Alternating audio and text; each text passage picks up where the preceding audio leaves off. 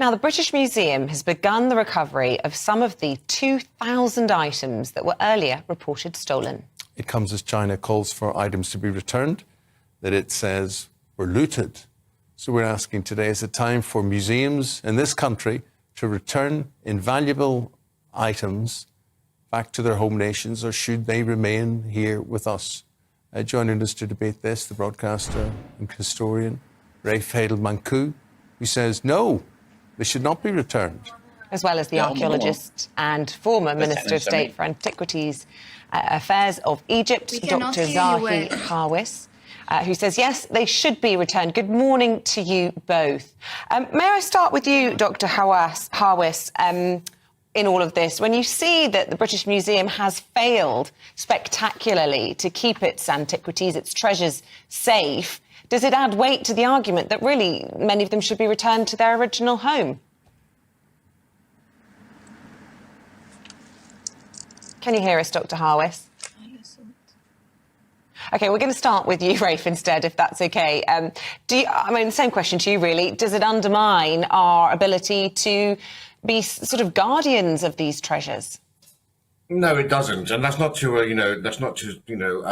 belittle what is an absolutely huge scandal at the British Museum here. And there's also a problem we have with our curators right now that also seem to be rather ashamed of their collections. But artifacts are still perfectly safe.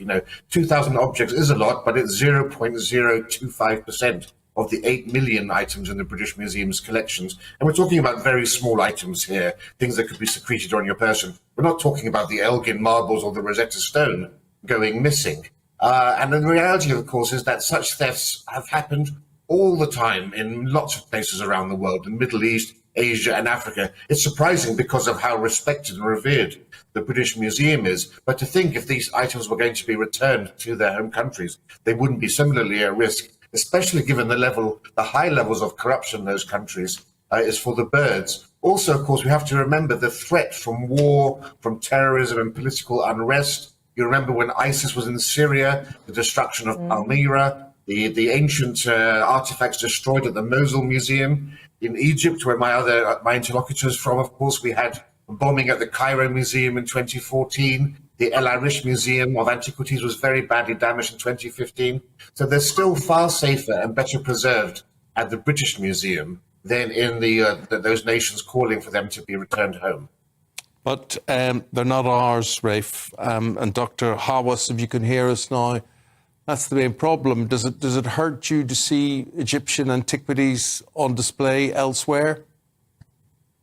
But first, I would like to correct what the minister is saying about corruption. What do you mean by corruption? Corruption can happen in England, can happen in any place.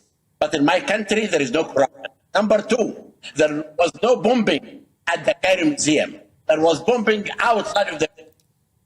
But it is a shame from the British Museum stolen 2,000 artifacts. This shows that the British Museum is not honest to protect our monuments. And therefore, my petition that asking for the return of the Rosetta Stone, it reaches now 200,000 people. It will come to million. And we ask Rosetta Stone to come back because the British Museum is not honest enough to preserve Rosetta Stone, which is the icon of the Egyptian identity. Rafe, do you want to respond to that? Bias here is clear for all to see. Firstly, of course, we know full well that the Middle East and Asia and Africa have the highest levels of corruption in the world compared to Western Europe and Scandinavia and the Anglosphere.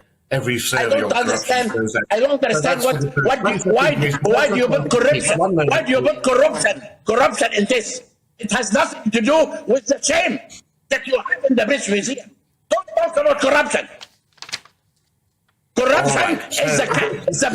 Let's move on from that, shall we? Look, the key fact here is the British and the French, particularly the French when it comes to Egypt, but the British more widely, are the people who actually rediscovered the lost history of ancient civilizations like Egypt, Asia and Africa. It was the British and then primarily the French who translated the hieroglyphs in Egypt, without which we wouldn't be able to interpret any of the wonderful artifacts that are there. And the Rosetta Stone was key to that. You know, these aren't just items for Egypt. These are items for world heritage. I would actually think it's high time for the British Museum to have a new permanent exhibition, not being defensive, but explaining to the world how Britain rediscovered these ancient civilizations, how it saved historic artifacts like the Rosetta Stone. You know how many items in Egypt were being destroyed by looters who were looking for treasures. Well, let's hear what Dr. Hawass has to say about that. Amazed.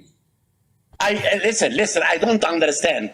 He's saying that in Egypt, monuments destroyed by loot. What do you mean? Nothing happened like that. I am not denying. Listen, let me finish. You are saying the British and the French did a lot for the understanding the Egyptian monument. I agree. But we are in a case now that the British Museum is not honest enough to keep our monuments there. Yeah. If you talk about what's happening in Egypt now, we have the Grand Museum, we have the Civilization Museum. We need the Rosetta Stone to come back because the British Museum is not honest enough to preserve it. Yeah, and look, you can see emotions running high there. I don't understand how you are ashamed of having 2,000 artifacts stolen from the British Museum. It's a shame. No, I have to say, I think it is a stain. This is corruption. This is corruption. Certainly accept that, and I can see you feel very, very strongly about that. And Rafe Heydel-Mankoo, I mean, it's harder to argue, certainly harder to argue the case, isn't it, when we have seen this happen right under the nose of the museum? Are they capable of looking after antiquities that other people say they want? It never happened in any museum that something like this has stopped. It's nothing. Never. Let Rafe respond to that, if that's okay. 2,000 artifacts. This is shame. Okay. All right. Look, the British.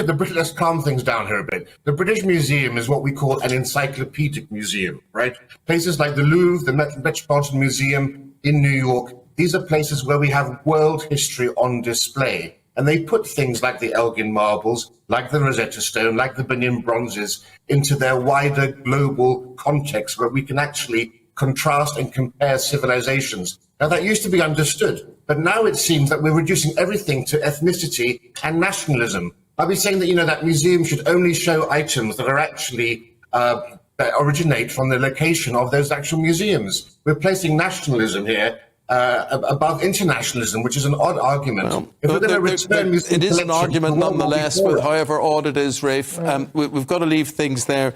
Dr. Hawass, it must be amazing to be you, to be an archaeologist, someone who has uncovered antiquities yourself, and I have been to your museum in Cairo. What is that feeling when you discover something from civilizations 2,000, 3,000 years ago? It's amazing. I am working right now on the search and the excavation of the lost pyramid at Saqqara, and also for the search of the mummy of Queen Nefertiti. I'm excavating in the Golden City. Major important discovery. When really I discovered many statues, 25 statues in Saqqara, and I see them in a museum. They're going to be shown in the Grand Museum. Our Grand Museum is the best museum in the world. Is going to show all the new discoveries that I made in my career. And I'm really happy to see that. But I feel bad when I hear the British Museum, 2,000 artifacts are stolen. And my petition for it's a fair for a Zitton to come back to Egypt, because it is the icon of Egyptian identity. Dr. Hawass, I wish we could uncover more time. We can't do that. We've got to say thank you to both of you, Rafe and Zahi.